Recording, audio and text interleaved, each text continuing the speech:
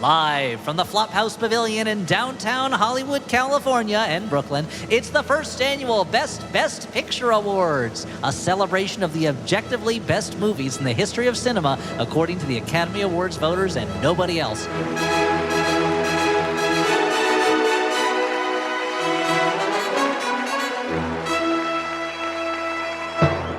I'm your host, Elliott Kalin, author of Joke Farming, How to Write Comedy and Other Nonsense. And joining me today are my gala co-hosts, Dan McCoy. And Stuart Wellington from television. Which television, Stuart? Anyone you watch Stuart Wellington on. Or is the band television? Is that where you came from? Yep, Marky Moon. That's my dad. Your dad is Marky Moon? Yeah, Marky Moon is friends with Marky Mark. That's how they have the same nickname, yeah. They don't agree on politics. No, Marky Moon, Marky Mark, and Biz Marky all hang out in the Marky Club at the Marky Market. Everybody... We never know what these minis are going to be.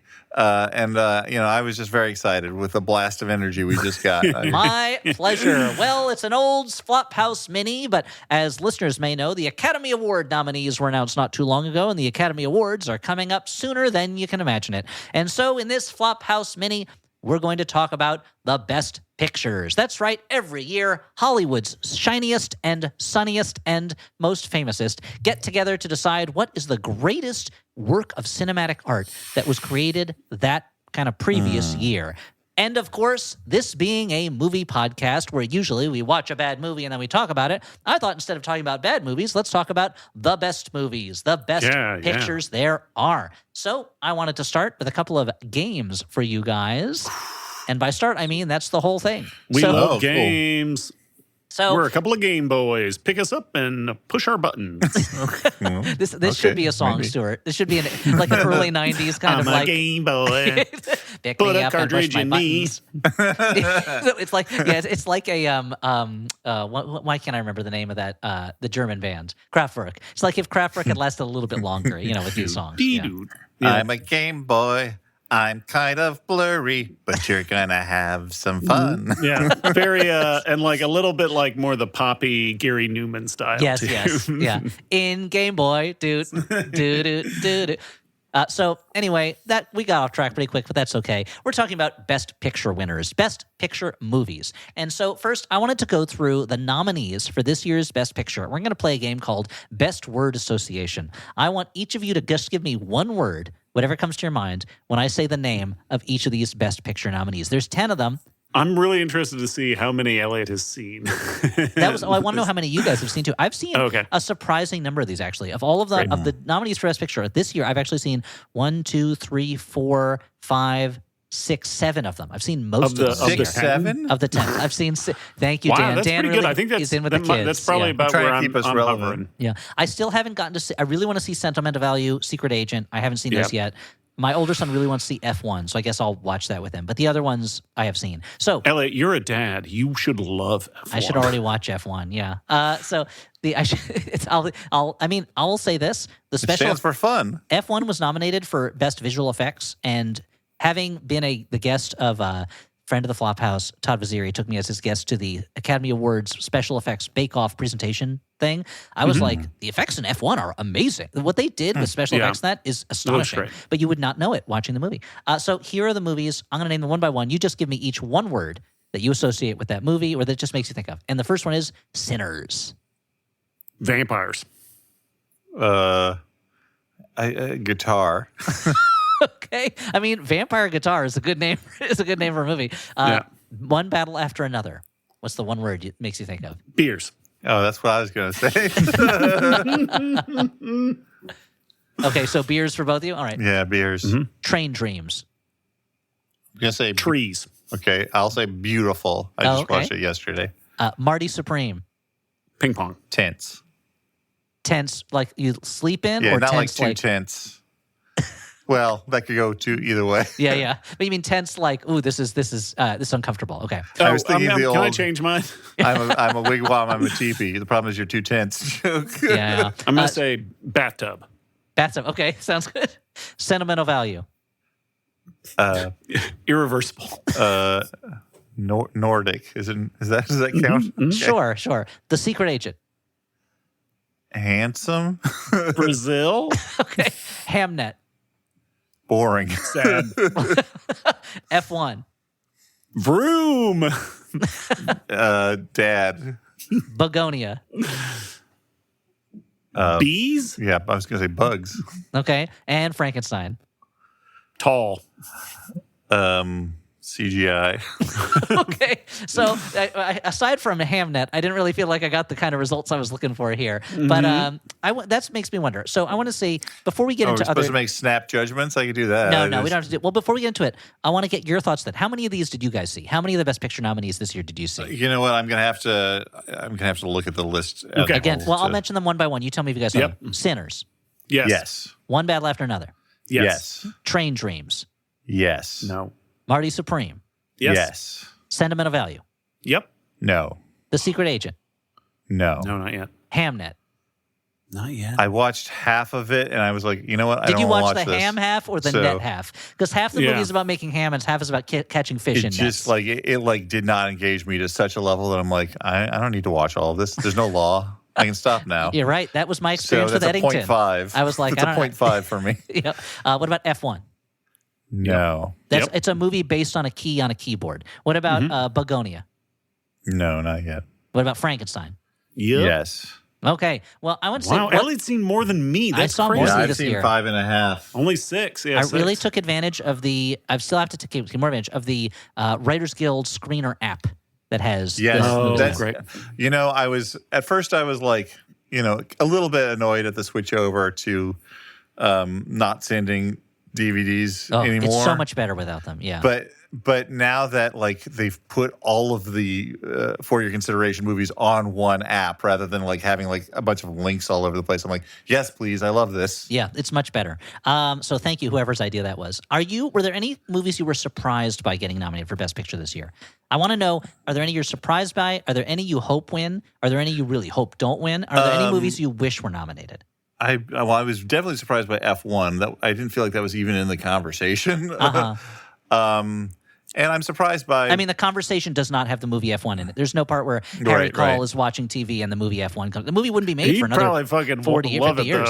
though. He would. It would really take his mind off of the web of lies that he's enmeshed in. And I was surveillance, also surprised though by Frankenstein. Frankenstein's the which, one I would say. Like, yeah. before it came out, like people, it just seemed like, ooh, Guillermo del Toro was getting to make his dream project, and then like the word on it was so like mixed negative, and like I watched it, I'm like, okay, this is fine. Like I didn't hamnet it. I didn't stop in the middle, but It did take me 4 viewings to watch the whole thing. yeah.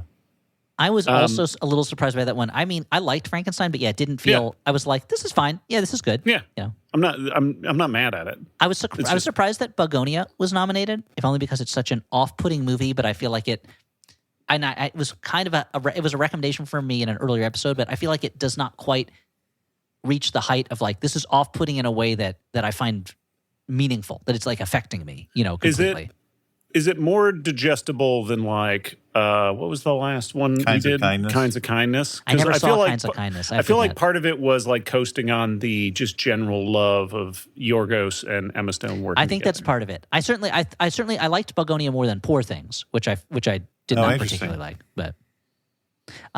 but what are they? And I have to say, like, are there any that you guys hope wins? What's your pick that you would like to have win? I mean, I would say this isn't necessarily a hope, but I mean, I would love to see Sinners win. I feel like there's a chance that like Sinners and One Battle After Another somehow are going to split the vote, and then something like Sentimental Value, a movie about making movies, might win. Which I love Sentimental Value, so I wouldn't be mad at it.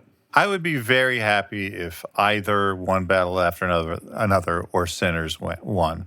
I also really, really loved Marty Supreme, but if we're like making choices here, like I think that giving it to Coogler or Thomas Anderson like is a more meaningful narrative. Like they've built up a career, and I think that the Safdies like still have plenty of chances. Or I guess it's just Josh for this one. But I think I'd be fine with Sinners winning. I liked a lot. I'd be fine with one after another. I'd be fine if Train Dreams won. I really loved Train Dreams. I've heard good things. I thought it was a beautiful movie. Yeah, I'm sure I'd like it. It does not fit a exciting political narrative because it is about a white guy living through the early 20th century. But I think it is a really gorgeous. Train Dreams did for me what Hamnet did not do for me, which was to create this kind of beautiful feeling of kind of gossamer emotion and human life, whereas Hamnet, I was looking for that from it. I didn't quite get it. Yeah, that one was absolutely gorgeous. And then I was affected by it, but not like super affected until like the very end of Train Dreams, where I'm like explosively crying all of a sudden. You were ejaculating tears out of your eyes. Train. That train had such dreams. Dan was actually watching Thomas the Tank Engine. Well, unsurprisingly, movies where like maybe a emotionally constricted man has some sort of big catharsis affects me.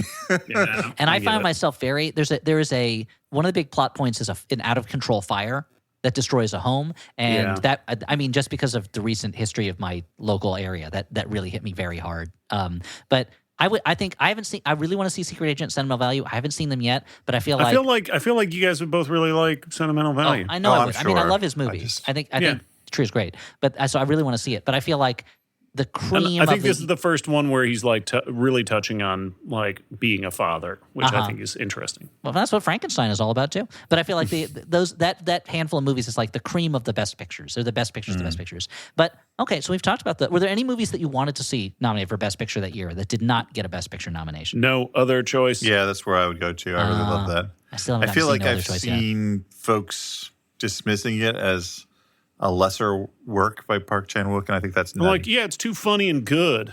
But also, like, a lesser Park Chan-wook. It's a little bit like when the Coen brothers would do a movie like Big Lebowski, and people are like, they just did Fargo. Now they're doing a comedy. It's like, and they're doing one of the greatest comedies ever. Like, them doing like a silly comedy is still head and shoulders above most other movies, And they're like, this funny Hitchcockian thriller is also a condemnation of the unyielding appetite of capitalism for progress and artificial intelligence. And we didn't really get to talk about it that much, and I won't talk in detail since you said you haven't seen it. No, I haven't seen it yet. I really want to. But I feel like the movie that you think it's going to be, like, it's sort of in there, but it's also so different. Like, the film takes these unexpected turns all the way through it and gives everyone more complex, stranger emotional arcs. Like the incidents in it go off in ways you would not expect. It's just it's great. Yeah, it's terrific. And that's great. And are there any movies that you were glad were not nominated for Best Picture that you worried might be? I don't feel like there's some like big movie that I bear some sort of ill will against. You weren't like good. Wicked Part 2 didn't get a nomination. Well, I mean, it certainly shouldn't have. Like, I liked the first half fairly well, but like, man, they really fumbled that. Like, it shouldn't have been 2 movies. It shouldn't have been. I thought the second half was fine, but like, it should have been 1 movie. Yeah. Well, guys, let's move on. I had one Best Picture trivia question for you. This is a question about Best Picture firsts before we get into the real meat of today's episode. People complain all the time that comic character movies based on comics characters, they never get nominated for Best Picture. They don't get respected when they're so popular. Can you tell me what was the first comics character movie to be nominated for Best Picture? The first movie nominated for Best Picture based on a comics character. This is easy. I got it. Dick Tracy. I don't think that was nominated for Best Picture. Let's see. Richie Rich. I don't think Superman was nominated. I'm wondering whether it's some like trick thing. Like could be a trick thing. Was Annie? Is it no. Annie? But you're thinking when you're thinking about comic strips, the first, obviously, people Rose remember. is Rose. Pearls before swine. Shoe, the movie.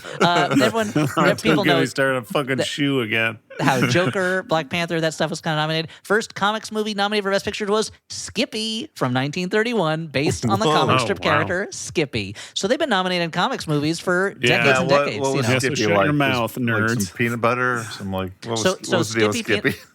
Skippy is about a little kid named Skippy, and that the comic strip is about. I'm with you so far. And Skippy Peanut Butter, actually, they used the name, and the maker of the Skippy comic strip sued Skippy Peanut Butter because they were using it without his permission. What about the comic strip GIF? How did that go?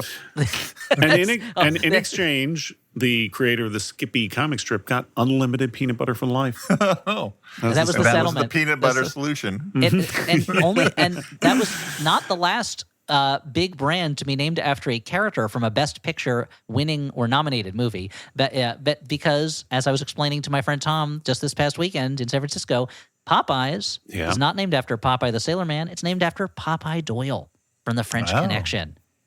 So with that in mind, let's go into the main. With that in mind, let's go into the main meat of this episode: the Best Picture awards. We all know that the Best Picture award goes to the best movie of the year it came out. That's scientifically proven. But what movies are the best of all the Best Picture winners? Finally, you, Dan, and you, Stuart, get to be the Academy as you vote for the Best Picture in the different Best Picture categories. Are you ready to tell us which Best Picture pictures are the best pictures of the Best Picture pictures?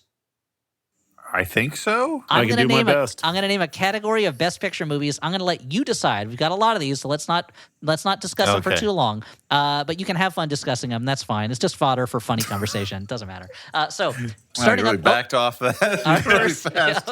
Our first category is Best Musical Best Picture. Which of the best pictures that are musicals is the best? And our nominees are Chicago, Oliver, My Fair Lady, The Sound of Music. That's right. There were back-to-back musical Best Picture winners. An American in Paris, and The Broadway Melody.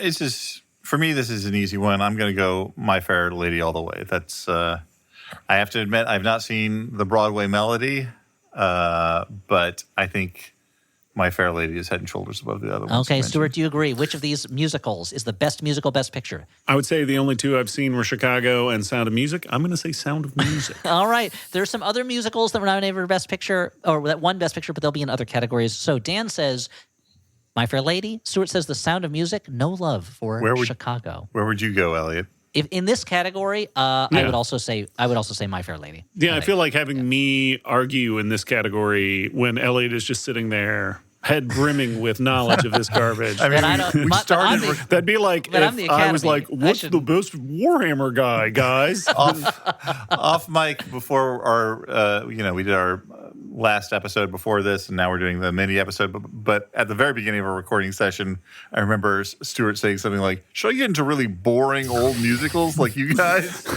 And I was like, "Yes, you should." Yeah, you should. Well, this was off. We can finally connect on another level. Dan was talking about his dislike of Meet Me in St. Louis, which, all right, I mean, it's a beautiful movie, but okay. It's just not for me. I'm not, I understand. Yeah, you don't want to go out and burn every print of it. No, I hope not. That would be a crime. So Best Musical, Best Picture, I think that means My Fair Lady is going to end up winning this one. Let's move on to the next category. Ooh, Best Sports Best Picture. There's a lot of Best Picture winners about sports. The nominees are Gladiator, Chariots of Fire, $1 Million Baby, Rocky, and Ben-Hur. What is the Best Sports Best Picture? These are all movies that won Best Picture, but what's the best one of them that is about sports? Well, I'll admit that I don't think I remember my parents watching Chariots of Fire when I was a kid. Too young to be interested in watching. It sounds cooler than it probably is. There's no actual fiery chariots. Like Apollo isn't flying through the sky, right? No, I know the Vangelis theme. Yeah. But so of the ones I've seen, I'm going to put Rocky at the top. It's not just a good sports movie. It's a good movie about people, like a small scale people movie. Yeah, no Shocky here. I'm also putting forward Rocky. There's no Shocky. You're What right. if there had been a Shocky? What if it was? Yeah, what would the Shocky be? Yeah. I don't know how to react to that. Maybe when that little robot touches you.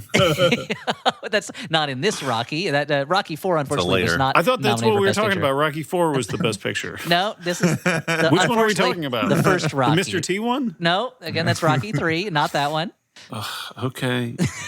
I He am. means, The one with he means Zeus in it? Creed. I think he misspoke. He meant Creed. Yeah.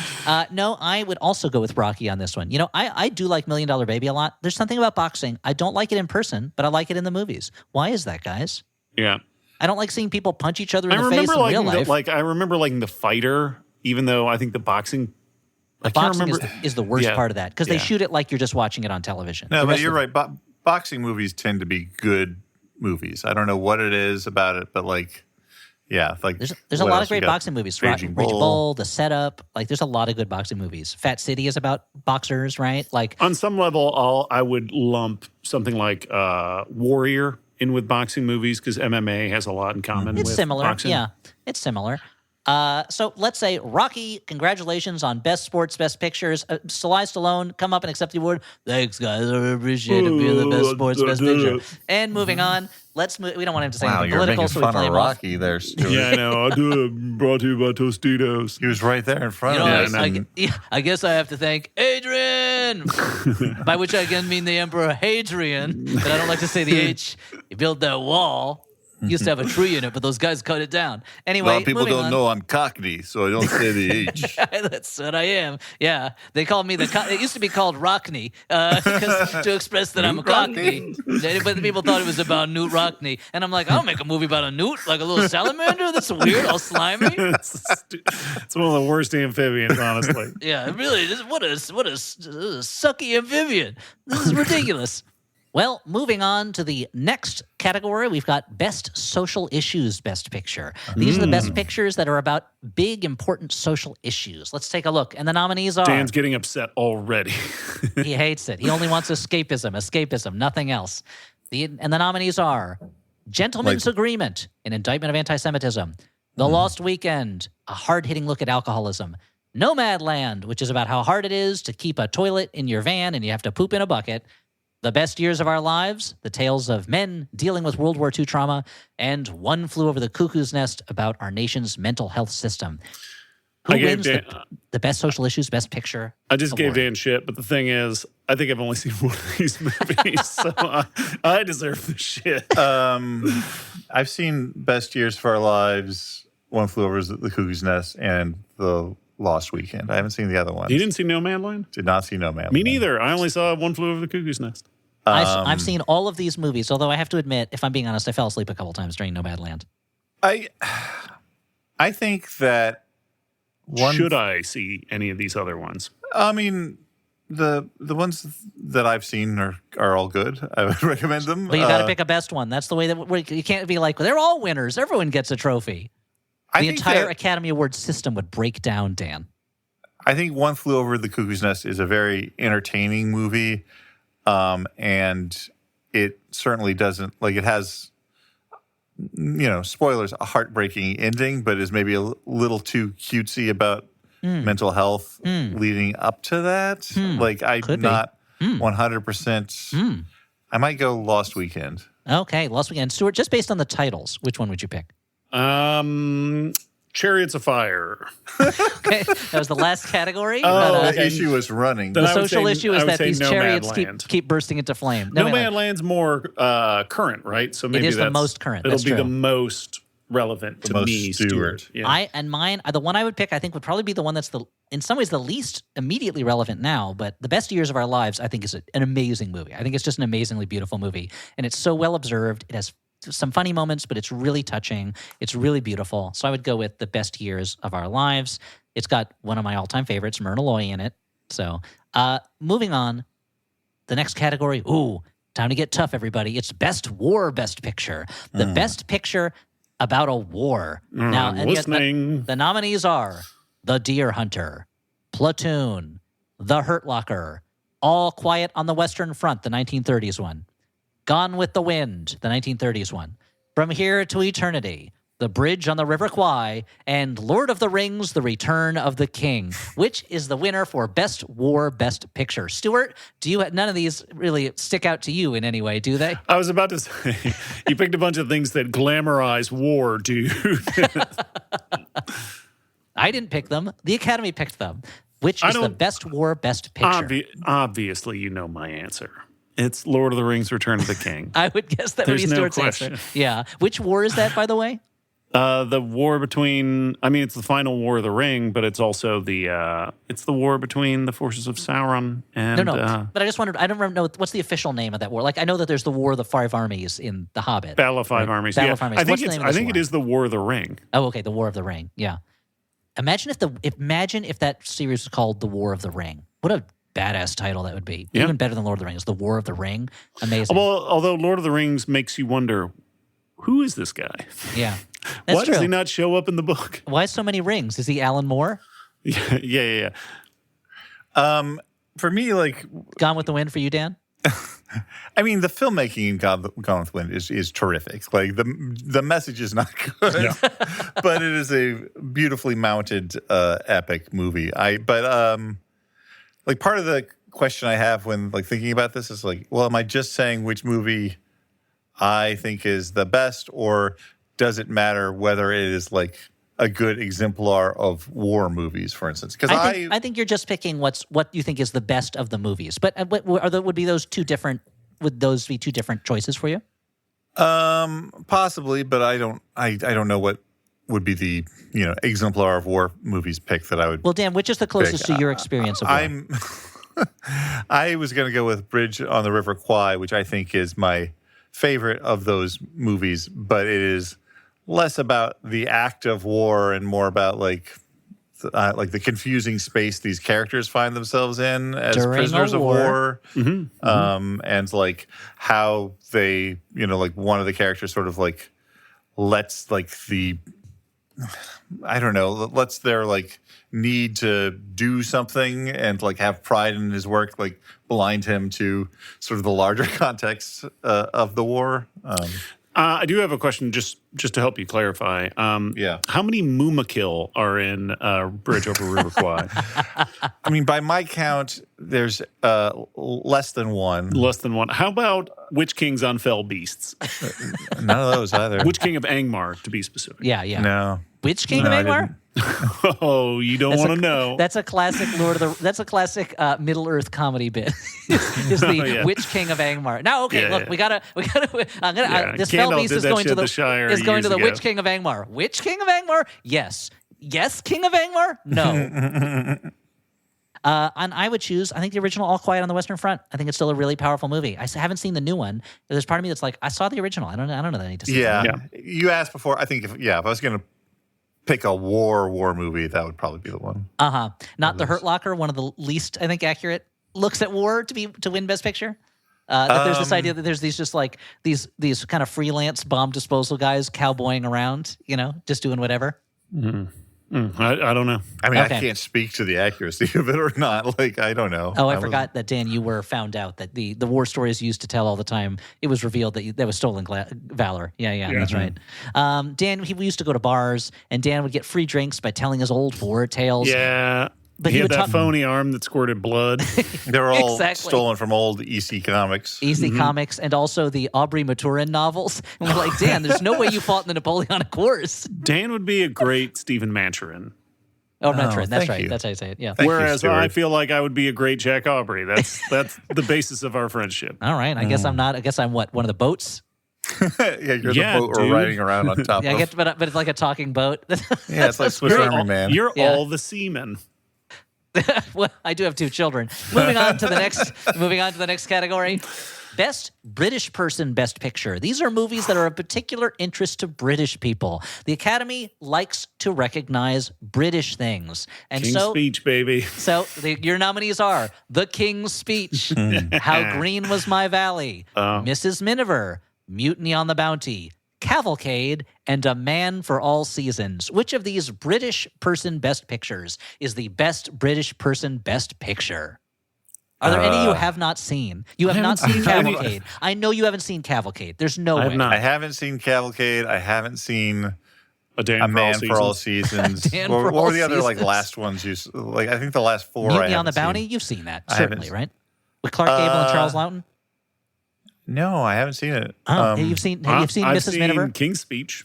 I haven't Okay. seen Mrs. Miniver. Okay, so you have seen almost none of these movies. So between the ones you've seen, which I would still go with assume How Green Was My Valley. It's Okay. a pretty good movie. Man for All Seasons sounds really cool, so I'd pick that one, but I'm not familiar with it. Okay, well, it's the story of what's his face? Thomas A. Beckett, is that? No, that's Beckett. A Man for All Seasons is Becker?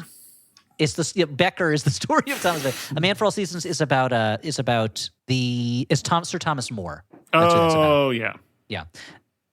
I apologize. Well, I if you got can the hear Thomas part right. Yeah, you did. That's true. But you were thinking of Thomas's English Muffins, which they have not made a movie about yet. I was thinking about my own John Thomas. Don't need to hear about that. And I'm the one guy who made a semen joke just a moment ago. You know what? I'm going to go with The King's Speech also. Only because it does everything that movie needs to do. It's an entertaining watch. You know exactly going in, exactly what's happening. Although How Green in My Valley is great also. Meeting the Bounty is great. I've also never seen Cavalcade, and I've been meaning to for a while. Maybe actually, you know what? Maybe I'll say Mutiny on the Bounty. It doesn't matter. We're moving on to the next category. The next category is we've got thank God. We've got a couple more Thought it categories mattered. till the ad break. It doesn't matter. The next category is Best Based on a True Story Best Picture. Okay. These are movies based on a true story. And some of these movies have come up in previous categories. They're also based on true stories. These are other ones. And the nominees are 12 Years a Slave, Gandhi, The Last Emperor, Schindler's List, Amadeus, Spotlight, Lawrence of Arabia. I know Dan's going to say that one. A Man for All Seasons, again, double nomination. Patton, The Life of Emile Zola, and The Great Ziegfeld. No, I mean, Or Ziegfeld. for me, number one with a bullet out of those is Amadeus. I love really? Yeah, I thought you were going to say Amadeus. Lawrence of Arabia. Fucking rocks. Amadeus is really good. I mean, That's true. Lawrence of Arabia is also a Yeah. fantastic movie, but I'm going to go with Amadeus because I, like, even as like a kid where you don't think like, oh, you know, you're going to watch Amadeus. Like, I watched that movie over and over Yes. again. It's like funny and like the performances are so great. It like moves How can for you- like a long movie. How can you be the best hater of all time? That's true. And also, it's got the craziest poster I've ever seen of a movie. that poster Like, promises something that is weirdly fantastuart Yes. to what you actually get. But it is a really good movie. F. Murray Abraham's so good in it, as you're saying, the greatest hater of all time. Stuart, you're also going to say Amadeus? yeah, I mean, it's tough to beat it, right? It's. I feel like I have to say Schindler's List because I'm Jewish, Yes. and that movie was had such a big impact Yeah. on everyone I knew when it came out. Yeah. And it is an incredibly well made movie, but it is certainly not fun. And also, it also cemented Steven Spielberg as also like not just a great box Showman. office smash, but Yeah. like an important filmmaker. Exactly. Although I would say when it comes to his greatest movies, I still would say probably E.T. is his greatest Yeah. movie. There's something about it that's just so beautiful and so magical. But you're right. I think that is the movie where it was like, oh, Steven Spielberg has more than popcorn on his mind. You know, Mhm. I think you just wrote a fucking like variety piece about it. that's true. Then I've got to put it in the portal of time to go back to 1993.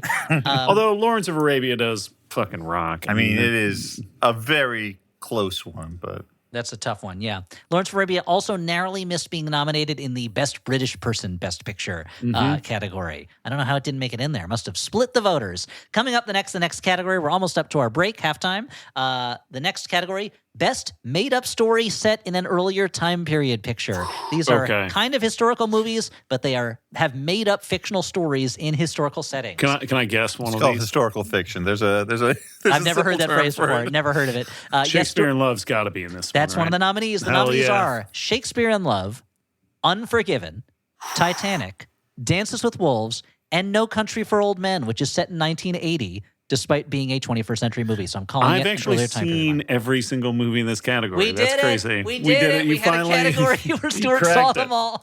Cracked.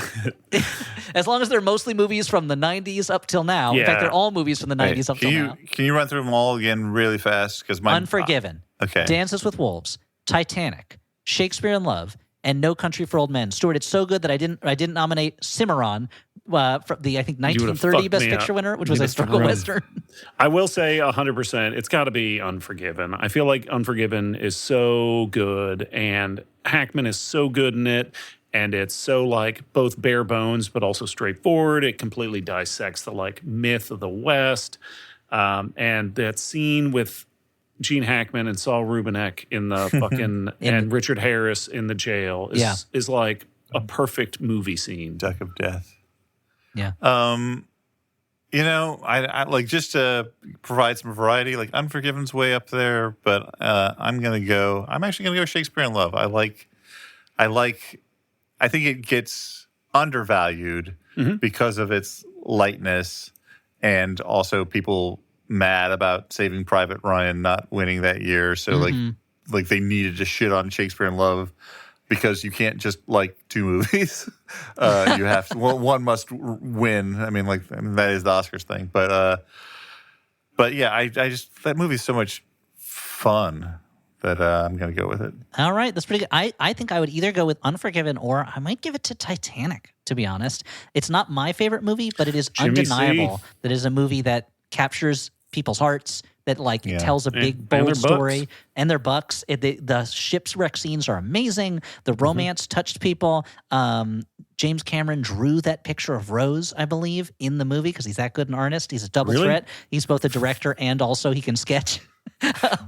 I feel like people are going to be mad that none of us picked No Country for Old Men, but that's never been one of my Coen movies. I respect it. I like it, but it feels like, I don't know. I want a Coen movie when I see a Coen movie. And I feel the same way. I liked it, but I was showing my older son the beginning of Hudsucker Proxy yesterday, and that's what I want out of Coen Brothers movie. I want them to make a movie nobody else could ever make. And it also suffers from the fact that it shares a category with fucking Unforgiven. Yes, and Unforgiven I like more than No Country for Old Men. I mean, Unforgiven. It's say what you will about his politics. Clint Eastwood, great filmmaker. You know, I'm a big fan of his work.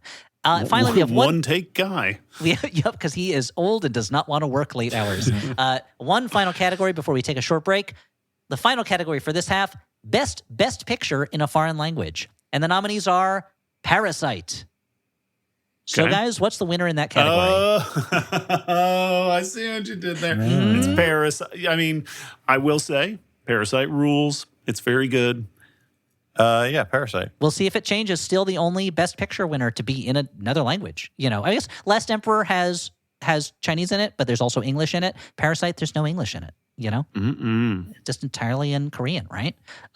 So Parasite by default wins that one. Now it's time for us to take a short break for the sponsors of this year's first annual Best Picture Awards. Dan, who is sponsoring these awards? Well, the Flophouse and, by default, the sub show that you've invented within the Flophouse is sponsored in part by Soul Wellness. If you're trying to drink a little less in 2026, instead of that cocktail, try Soul's out-of-office drinks. They've got the same relaxing vibe with zero alcohol and zero hangover. If you want a delicious CBD and THC or THC product, Soul makes feeling good simple.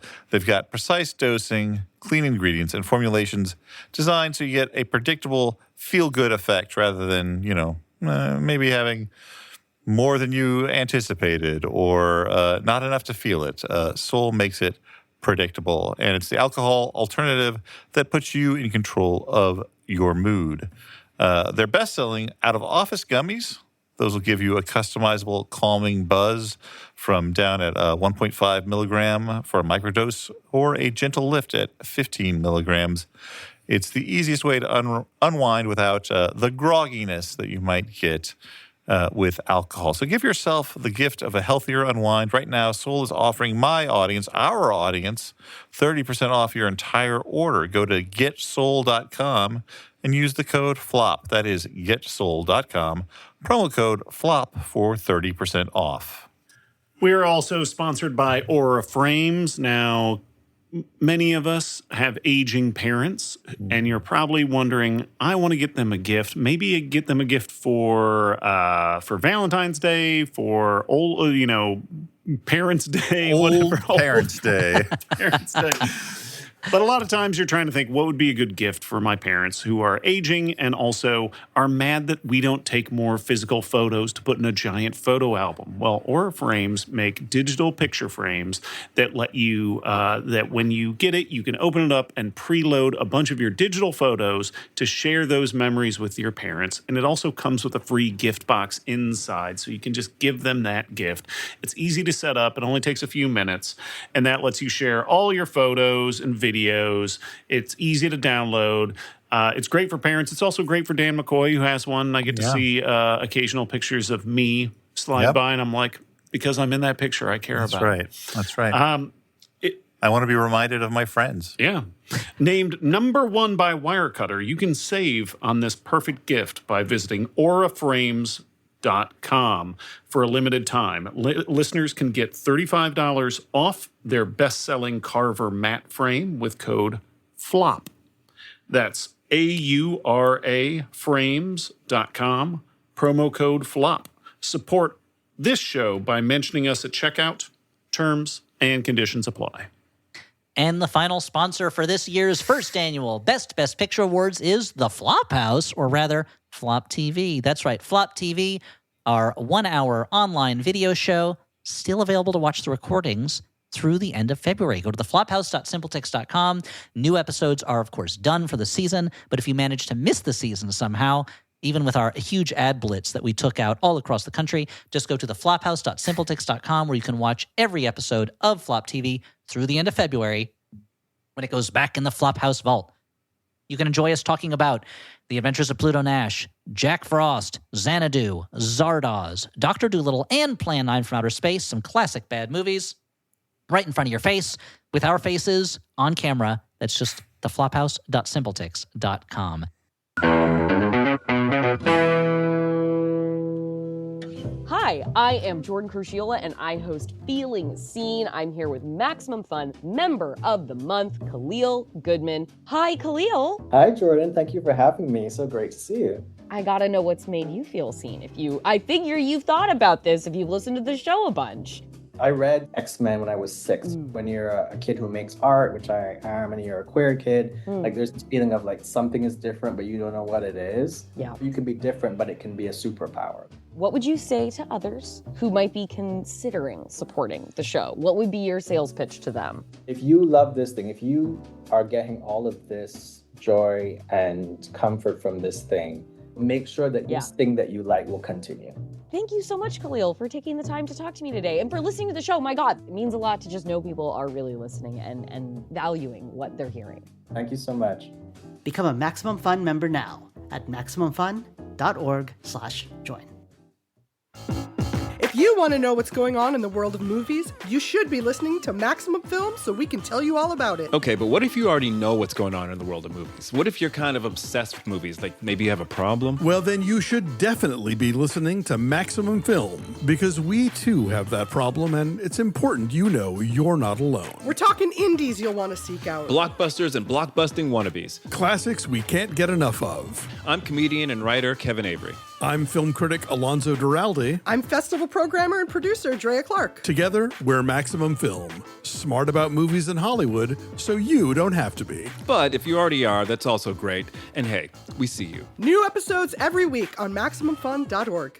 And we now return to the first annual Flophouse Best Picture Awards, hosted by Elliott Kalin, Dan McCoy, and Stuart Wellington. You know, guys, there's been a lot of movies with a lot of guys in them, and sometimes the guys in Best Picture movies have problems. So this next category is the Best This Guy's Got a Problem Best Picture Movie. Are you ready for the nominees? Yes. Yeah, I got Okay. problems. I want to see movies about guys with problems. You want to? So everyone wants to see movies about guys with problems, and so the nominees for Best This Guy's Got a Problem Best Picture are Marty, Rain Man, Hamlet, A Beautiful Mind, Forrest Gump, Kramer versus Kramer, and Silence of the Lambs. What is your best This Guy's Got a Problem Best Picture? Marty, of course, it's loneliness. Rain Man, it's dealing with his brother. Hamlet, he's got to figure out how to avenge his dad's death. Beautiful Mind, he's got some real issues. And he's Forrest got like Gump, ghost problems, dude. and ghost problems. Beautiful Mind also kind of has ghost problems. Forrest does. Gump obviously has an issue with history. Kramer versus Kramer, he's got this divorce and kid to deal with. And Silence of the Lambs, there's a lot of problems that guy has in that movie. He hungry. He's so hungry and hangry. So what is your win for Best This Guy's Got a Problem Best Picture? Yeah, I'm just going to go personal fave from this. Silence of the Lambs. It's a little bit of a different kind of problem than a lot of the ones you've put in there. But Silence of the Lambs, I think, gets I think it's easy to overlook certain things about Silence of the Lambs in like just focusing on the amazing performance from Anthony Hopkins, but it's a very well-told story and it's very beautiful. It also shows parts of America that you don't often see, like these like shitty steel, like Midwestern steel towns, and it's like filled with like extras that just, I don't know. It's awesome. It's great. It's a great movie. Yeah, I mean, I do think it's worth bringing up in our modern world that, like, sort of in spite of it, it tries not to be this, but it can be taken in some very transphobic ways. Mm-hmm. Like, the movie itself tries to say, like, hey, that's not what this person is. They have a different pathology. They think they're like this, but they're not.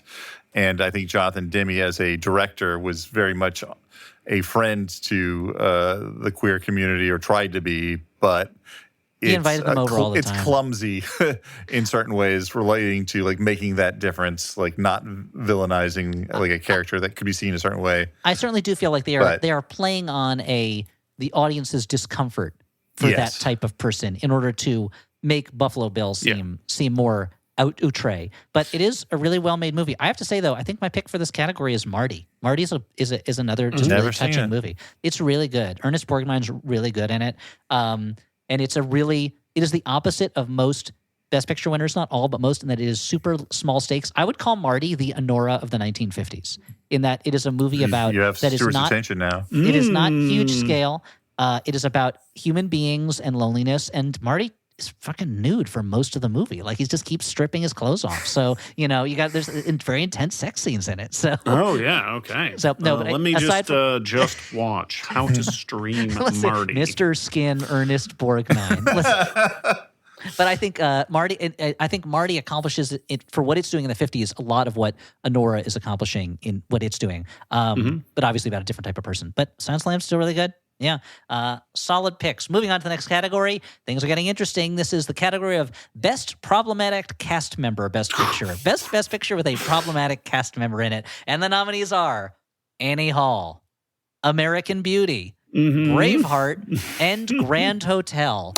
Grand Hotel is in the category, of course, because of Wallace Beery, one of the stars of Grand Hotel, who, when he was 30, he dated and then married teenage Gloria Swanson, and then seems to have secretly poisoned her to end her pregnancy when they were married. So not a good guy at all. Very problematic. What is your pick for Best Problematic Best Pick? I think that Annie Hall is a full order of magnitude better than any of those other movies. I will say this: Grand Hotel is a great movie in terms of like I haven't seen Grand Hotel. Big star 30s Hollywood kind of like melodramatic storytelling. It's really good. But I agree with you. Annie Hall is much better than American Beauty or Braveheart, and I think better than Grand Hotel too. Yeah. What do you think, Stu? No, I'm with you guys. Okay, you're not going out on a limb for American Beauty. Yeah, I mean, I feel like it's funny how taken with American Beauty everybody was when it came out, and also Braveheart. But I think that Annie Hall has a lot of sort of quiet influence that maybe people don't think about because it's, again, a comedy and people don't take them as seriously. But despite the fact that, spoiler alert, it's not your typical rom-com where they like end up happily together. Thank you for not having spoilers for Annie Hall. Yeah. I think it's a movie that builds on suspense to an almost an unbearable peak. I think it is as responsible for like what the modern rom-com is as When Harry Met Sally. You certainly don't get When Harry Met Sally without Annie Hall. And it's a movie so good that people will do some extreme mental gymnastics to justify their love of it. Yeah. I mean, or their love of the work of a specific person. If only for Diane Keaton's performance in it. Rest in peace. One of the true amazing legendary masters. Like, she's so good in it. And that scene where she's telling the story about her relative who died. I remember as a kid watching that movie with my parents, not really understanding any of the jokes in the movie, but that scene, like, there was just something about it that really, I was like, I gotta figure out what this scene means, like why it's in this movie, like what is she doing in it, and it just always really captivated me. So I'm gonna go with you on that one. Moving on to our next category, Best Crime Movie with "the" in the title, Best Picture, and the nominees are The French Connection, The Sting, The Departed, In the Heat of the Night, and On the Waterfront. What is the best picture that's a crime movie with "the" in the title? Well, The French Connection. That's the French Connection. Yeah, French Connection's the best. What was the third one you said? The Departed. I'll read the nominees again. The French Connection, The Sting, The Departed, In the Heat of the Night, and On the Waterfront. In the Heat of the Night has two thes in it, so that might give it a little leg up. I have a lot of affection for The Departed. It was a movie that was playing when my wife and I made out for one of our first times. So, like, I think about it. I think about it fondly. But compared to, like, and it's very entertaining. I think it's good, but it's not Goodfellas to me. No, it's not. It's not Scorsese's best. Yeah. Well, it's not Scorsese's best, but it's still good. This is not a. But we're not putting it. We're not putting it up against other Scorsese. No, you're just putting it up against these movies. And yeah. I'm putting it up against French Connection movie I like quite a bit. And for me, French Connection, of course, has that legendary chase, but I'm not the biggest fan. You know, like it's maybe you got to pick one. The taboos that it's broken of like gritty, like horrible cop, just like we've seen it enough since then, and I also like don't like that kind of cop existing in real life. So maybe that I'm gonna go with Departed. Like I like In the Heat of the Night quite a bit too, but I mean, On the Waterfront is great. I don't like the politics of On the Waterfront, which is Elia Kazan saying it's good that I named names. But I will say I think I might go with the French Connection only because I think it does such a good job of showing the different details of kind of rich and poor in it, or different lives. The scene where it's like the bad guys are eating a fancy meal and Papa Doyle, I think, is just eating a slice of pizza in a doorway or something like that. Mm-hmm. Like, I think the details in it are so good. So I might say that one. But maybe, you know what? I might say The Sting just because it's my mom's favorite movie. You know what? I'm voting for The Sting because it's my mom's favorite. Mm-hmm. That's what I'll do. She loves ragtime. She loves Robert Redford. I mean, my mom had such a huge crush on Robert Redford for decades. My mom had such a huge crush on Newman. Oh, wow. Our moms could have had sex with that movie in a threesome. I don't understand. Yes, Where's our moms and the movie? No, but it's just the movie. The movie is just a single unit in this conjecture, I guess. I guess so, yeah. You're going to have to draw it for me, Dan. Okay. Hold on. Look, I think there's a website where you can put that image up. So let's go to the next category. We're coming towards the home stretch of the show. Just a few categories left. This category, Best Shirley MacLaine Best Picture. The nominees are The Apartment, Terms of Endearment, and Around the World in 80 Days. Which of these Best Picture winners with Shirley MacLaine in it is the best of the Shirley MacLaine Best Pictures? I've only seen one, but I really love The Apartment. So you should see Terms of Endearment. I think you'll like Terms of Endearment. It's really good. I've only heard many puns on Terms of Endearment's name. Yeah, don't see Sperms of Endearment. That's a different movie. Sperms of Enrearment, I think. I don't know that one. I wasn't familiar with. I feel like I got to see Terms of Endearment again. I saw it when I was younger. I really thought it was great. Like, and if a long weepy about someone dying at the end, but also just normal life happening can make a child interested in it, it must have been pretty great. It must be a great movie, yeah. Like Beaches? Like Beaches. I think I'm still going to go with The Apartment, but this one's a close one between those two. It's a tough one. They're both really good movies. The Apartment and Terms of Endearment are both really close. I think I'm going to go with The Apartment also, but they're both really good. You get a little bit more Shirley MacLaine, The Apartment, or maybe you get more in Terms of Endearment. I'm not sure. You know what? Someone watch both movies, tally up the amount of screen time Shirley MacLaine has in both of them, send them in. But we can all agree Around the World in 80 Days is not winning this category. No. All right, moving on to the next category. Best Godfather Best Picture. And the nominees are The Godfather, The Godfather Part 2. That's it. Just 2 nominees in this category. Okay. Which of these Godfather movies that won Best Picture is the best of the Godfather movie Best Pictures? Oh, boy. I'm going to go with the first Godfather. The Godfather Part 2 is great, but the first Godfather I think is magical. I think it's just one of the greatest movies ever made. Go with that too. I mean, like there's this like big scope of The Godfather Part 2 that I think at the time a lot of people are like, is this better? But I think I like the focused quality of The Godfather more. You can watch The Godfather without ever seeing Part 2 and you're like, wow. But if you watch The Godfather Part 2, I don't think you're like, amazing. Like, you got to see the first one. You got to know what's going on. You know, I should give Part 2 another watch because I think I only saw it like immediately after watching the first one and being like, yeah, that was good too, but not I feel like having some space would be good for Yeah, me. you may have accidentally watched Jane Austen's Mafia. I was like, damn, this thing is so fucking funny.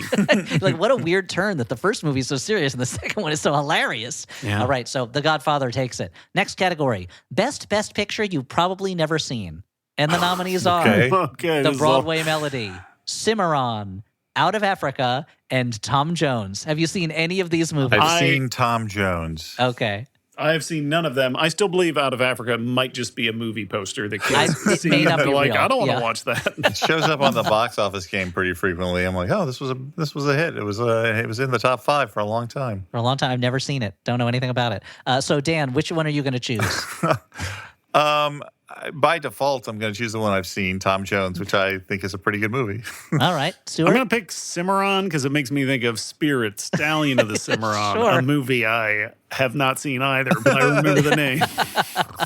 And you know what? I'm just going to pick Out of Africa because I don't think I'm ever going to see it. So I'll just throw that Oh, I'm in sorry, there. we're all out of Africa. Oh, shit. I just want a little bit. Can you just We're check gonna in the have to back? do it. We're doing that shit for the podcast was- at some point. We talked about it too much now. That was when We'll someone watch was- Out of Africa. That would be a fun. That someone might was be a going to fun. Sam Goody. They wanted to get the single for Toto's Africa. I'm like, Oh, we're all out of Africa. That might be Yeah. a fun Flop TV season of Best Picture winners none of us have seen yet. Honestly, Actually, that'd be a great idea. pretty We should good. do it.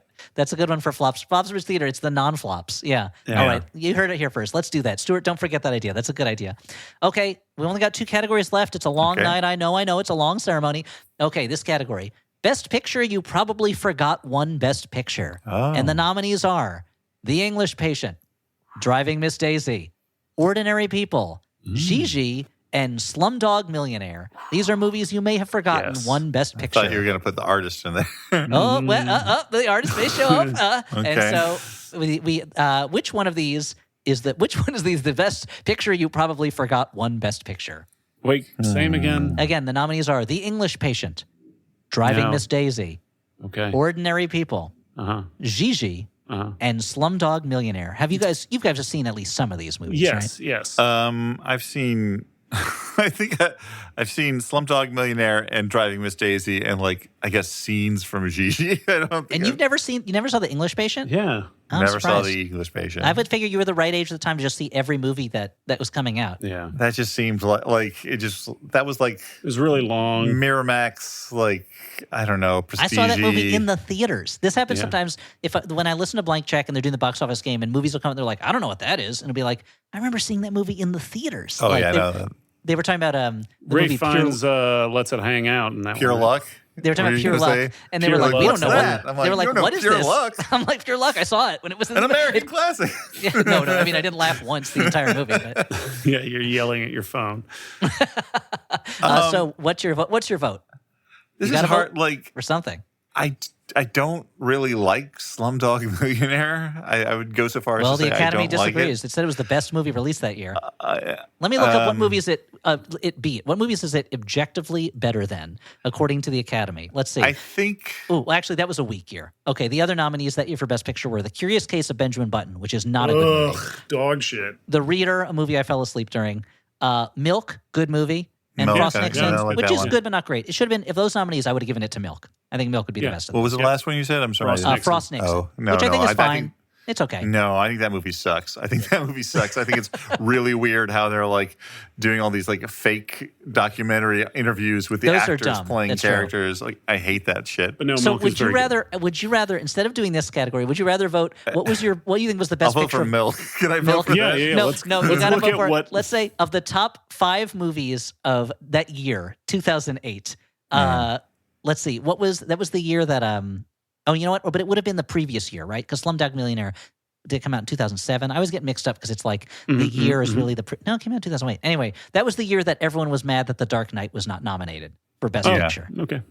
I mean, So let's movie. say instead let's go to what's the best movie of 2008 according to the highest grossing films, number 1 through 5. Number 1, The Dark Knight. Number 2, Indiana Jones and the Kingdom of the Crystal Skull, Wow. second most profitable movie of the year. 3, Kung Fu Panda. 4, Hancock. And 5, Mamma Mia. So you got to pick. So you can either I'm choose gonna from go Dark Knight. the original Dark nominees or Knight, from those. Mamma Mia might get in there. yeah, no, I knew that was a dark horse for you, Stuart. Which is what The Dark Knight rides. and I'm going to say from the original nominees, I might say The English Patient, to be honest. Yeah. Or maybe Ordinary People. Nah, I think The English Patient. But yes, I feel like actually I would probably say Ordinary People's the one that I forget won. I am sure that the racial politics would horrify me now. I remember when I saw Driving to Miss Daisy as a kid, it was a sweet, funny movie with two really strong performances in it. I will say, when I was putting this category together, the two that I forgot the most won Best Picture were Driving Miss Daisy and Slumdog Millionaire. I was like, Driving Miss Daisy won Best Picture? I forgot about that. Whereas I always remember that Gigi did, because I think it's the year that Vertigo what the fuck is Gigi? It would have been nominated that year if it was nominated. And I'm like, oh, Vertigo is such a more amazing movie, you know? Yeah. And it's less about how you should thank heaven for little girls. Yes, exactly. You should not thank heaven for little girls, unless you're the father of a little girl, in which case thank heaven for that little sweetie pie. You know what? I forgot it was Bruce Beresford who directed Driving Miss Daisy. You guys have seen Breaker Morant, right? What a movie. That movie's good. No. What's it about? Breaker a guy Morant? named Breaker Morant? Well, there's a guy named there's a guy named Breaker Morant in it. But it's about these three soldiers in fight. It's Australian soldiers fighting in the Boer War are being scapegoated for a massacre, I think, and they're on court martial. And it's the guy, their lawyers trying to prove why they couldn't have done it when they're responsible. It's really good. So yeah, that's my we don't do recommendations on the minis, but I guess my recommendation today is Breaker Morant. Yeah. If you're a dad, you're going to love Breaker Morant. It's a good dad movie. Historical. It's kind of a war movie, kind of not a war movie. Awesome. All Australian. Okay. Finally. Oh, this is it, guys. We're up to this is the final category of the night. This is the biggest one, the one all of Hollywood is waiting for, holding their breath. We're all like kind of tired and a little loopy, and exactly. The band's just ready to play them off.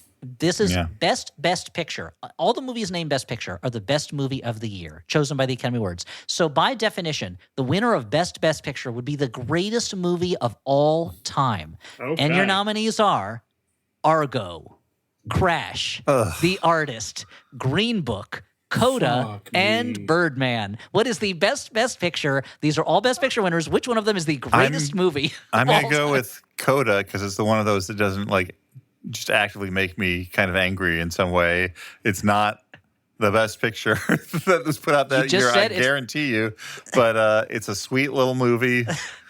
You know, it made me feel good. So I'll say Coda. I feel like Argo at least is like kind of a tense thriller. It's disqualified for me for like how many times they say Argo, fuck yourself, as if it's a hilarious catchphrase. And if you say it more and more, it'll only get funnier. But yeah, I think I have to pick that because that's the one I don't actively hate.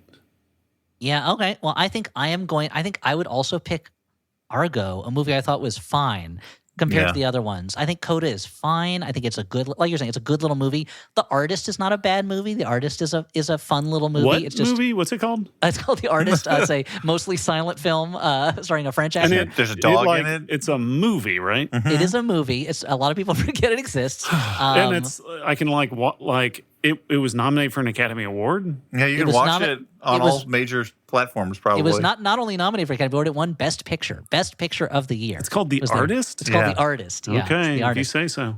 So I think I didn't originally I wasn't planning to vote in any of these, so I was like, I'm gonna make Dan and Stewart vote for one of these movies. This category sucks. It reminds me of things that are bad and I hate. Yep. And so I think I'll throw my weight behind Argo too, I guess. What did can you pull up real quick what Argo beat out? Yes. So I'll tell you what Argo beat out. Let's see. It was, let me look at it real quick. And that was just a 5-movie year, right? It wasn't a big 10-movie year? No, that was a 10-movie year. 2012. Okay. Argo was up against Amour. I haven't seen that. Beasts of the Southern Wild. Okay. Django Unchained. Okay. Life of Pi. Okay. Lincoln. Okay. Les Mis. Okay. Silver Linings Playbook. Yep. And Zero Dark 30. Okay. It's not a strong year. Yeah, I've seen very few of those movies. I would go with Lincoln from those. I honestly would probably go with Silver Linings Playbook. Yeah, that's another one I like. Yeah.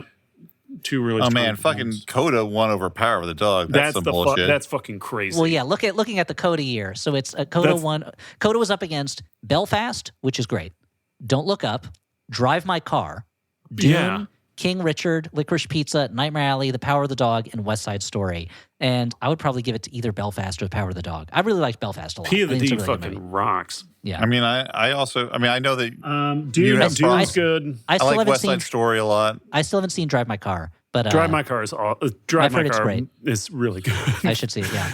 Again, no spoilers, but they do drop the fucking credits 45 minutes into the movie. That's just like- fucking crazy. Just like RRR. And I genuinely despised Licorice Pizza, and so I'm glad that didn't win. But because I didn't like it that much. But and you know what? Like, there's some really good stuff in West Side Story. Yeah, there is. Some There's great stuff in it. West Side Story. I think it was hurt You by got the to fact swap that in someone that's not Ansel Elgort for it. But, I think West Side Story is hurt a little by the fact that West Side Story already won Best Picture in the 1960s. There's already a West Side Story. But again, there's 2 Godfather wins, so who knows? Well, anyway, so we've established Argo is the greatest movie of all time, Best Picture winner. That's the end of our show. I want to thank so many people. I want to thank my co-hosts, Dan and Stu, for giving us their unvarnished welcome. opinions on some movies they've seen and some movies they haven't seen. I want to thank our producer, Alex Smith, who has hopefully edited in some music and applause and things like that, so this sounds real professional.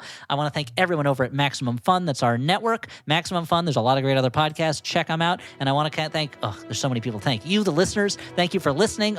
They're starting to play more. I want to thank my agent, Chris, my managers, Tucker and Evan, of course, my beautiful wife and my sons. Boys, I love you. You can go to bed now, okay? You don't have to stay up any longer. That's it for us. This has been a Flophouse Mini. And join us next week when we'll be talking about a different bad movie. Goodbye, everybody.